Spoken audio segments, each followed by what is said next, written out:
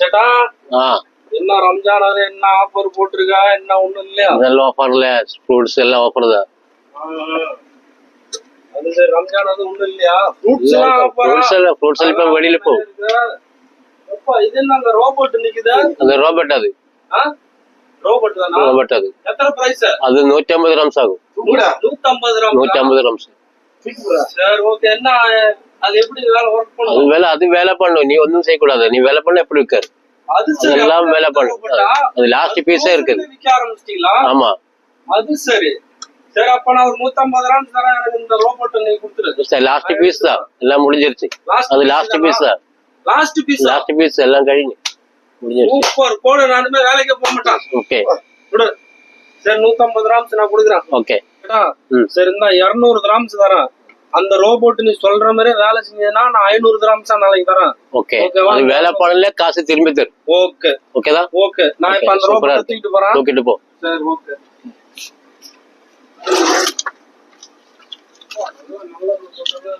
बैठे कितने का बड़ा? 5 रुपए.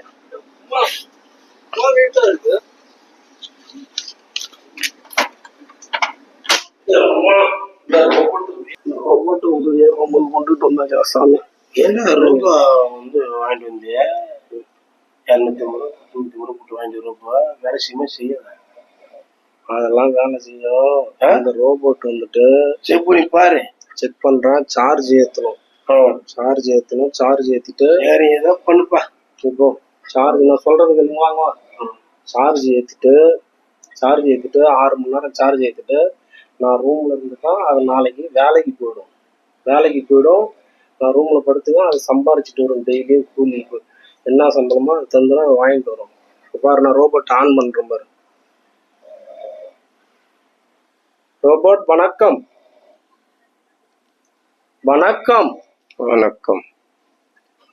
ரோபோட் நாளைக்கு வேலைக்கு அனுப்புனா போவியா? வாயை திறந்து பேசு robot.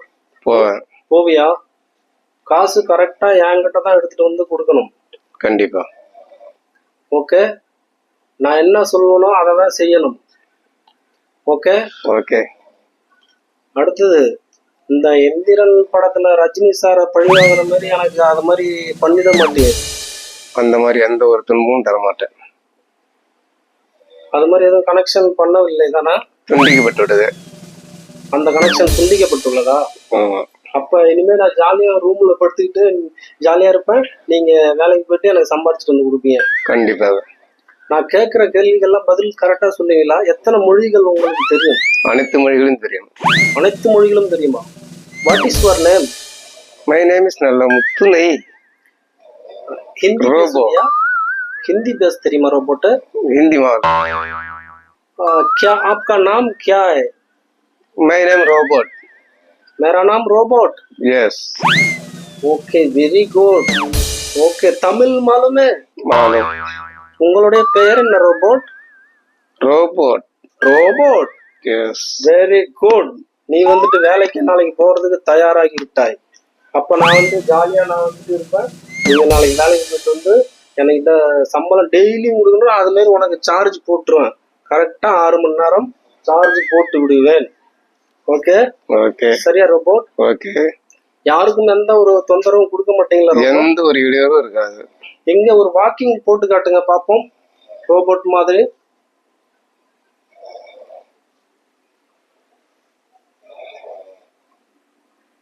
Wow nice. Wow. Reverse வா பாப்போம் ரோபோட். பின்னோக்கி வாங்க பாப்போம்.